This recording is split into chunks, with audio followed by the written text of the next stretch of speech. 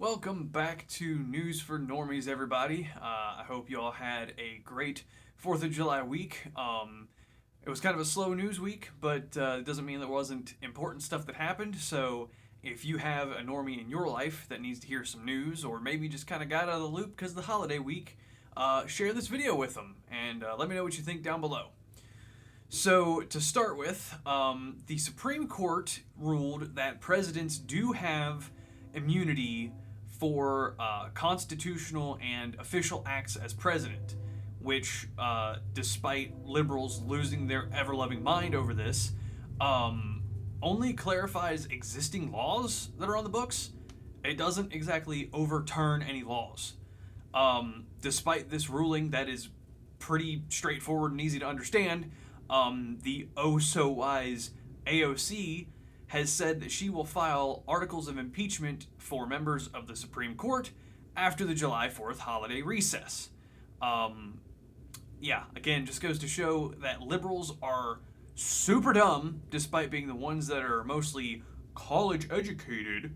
So don't let them get you all worked up over this either. And honestly, this could benefit Biden right now anyway, because they didn't rule that only President Trump had immunity. They ruled that all presidents have immunity for official acts while sitting as president.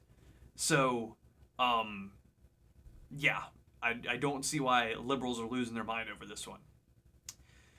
Speaking of Trump, though, the classified documents case, which was, as I've talked about before, a huge setup by the FBI, that case has been paused after the Supreme Court's ruling on presidential immunity. Don't know when that's supposed to be picked back up, but we'll see what happens after that. Speaking of Trump and legal cases, I didn't put this in my notes, I just remembered it though. His sentencing in the New York case has been pushed back until September. So that makes me think that Democrats that are in power are scared to death that he is going to win in November.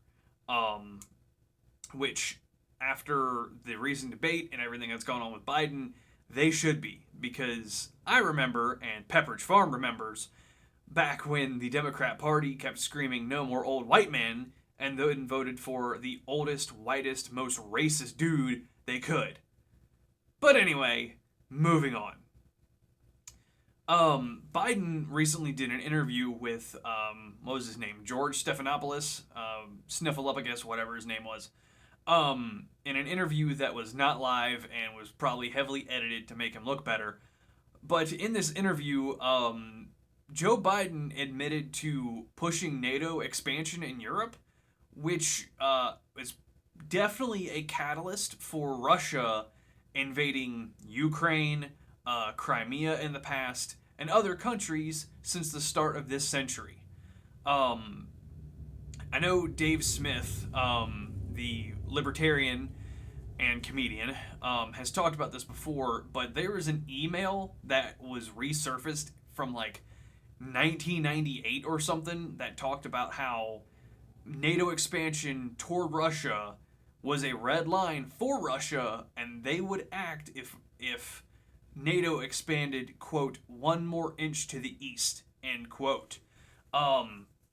So the fact that since then NATO has expanded almost up to the border with Russia, and I think in a couple cases with countries right next to Russia, yeah, that would make them a little nervous that an enemy empire is encroaching on them. Look how we dealt with it when the Cuban Missile Crisis took place back in the 60s. We literally almost went to nuclear war back then. Thank God the two world leaders were able to chill things out at the time. Otherwise, I wouldn't be here complaining about politics today on the internet. Speaking of more Biden gaffs, he was recently seen at a rally, greeting people in the crowd after the rally or whatever. And there was a young black girl, I would say maybe 14, 15 years old maybe, who was like very excited and eager to meet Biden, which I'll admit, meeting the sitting president of the United States would be a very exciting thing to do, regardless of who it is. But in this video, Biden just kind of skips right over her and keeps on moving, and you could just see the disappointment in her face right then and there. So to her, I would say, that's politics for you. Get used to it. Man, this week has been a lot of news about old Sleepy Joe. Rumors have been floating around recently that Biden is going to drop out of the presidential race. And I could see that happening, but there's even more rumors that he may even resign before the end of his first term. Now, I don't see that happening at this point, although we all can clearly see the man is not all there mentally. But I could see him dropping out at this point after the debate performance and just how poorly the economy has been since he took over and didn't fix anything. You know, he's done a very bad job, and the Democrats have a really, really rough run for their money at this point, which isn't worth as much as it used to be. Speaking of Bidenomics, John Deere is laying off people in 2 states here in the United States and is shifting jobs to Mexico. So, you know, Bidenomics is sure working out for all of the American people, isn't it? Sarcasm. Honestly, if you're voting for Biden, why? Why? Give me one good thing he has done. Name me one good thing he has done that has benefited the country as a whole. I'll wait. So ending on some good news here, Tractor Supply has recently made the decision to kill all of their DEI initiatives across all their stores after receiving criticism on the internet. I think they might have faced a little bit of a Bud Light situation and said, we're not going to lose $34 million or whatever it was that Bud Light lost. Might have been billion. I can't remember. They lost a lot of money.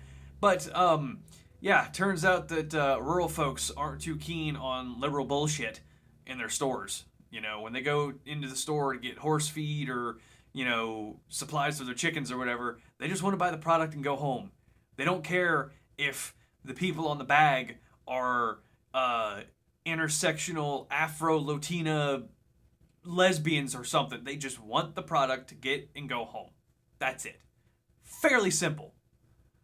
And last bit of good news, U.S. Marshals rescued over 200 missing children in several different areas across the country in a coordinated rescue mission against human trafficking.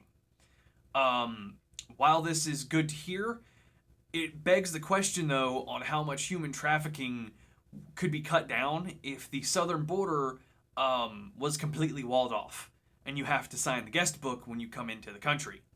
So, good on the U.S. Marshals. I am glad to hear that 200 kids have been rescued from that evil enterprise of human trafficking. But our country still has a lot of work to do. So, if you want to see that wall built, give me a thumbs up on the video and share it with somebody that needs to hear the news. This was a real quick one this week, as there was only 3 good days of the week this past week. So, I will keep my ears and eyes open, and I will report back next week. So, with that being said, I'll see y'all next time.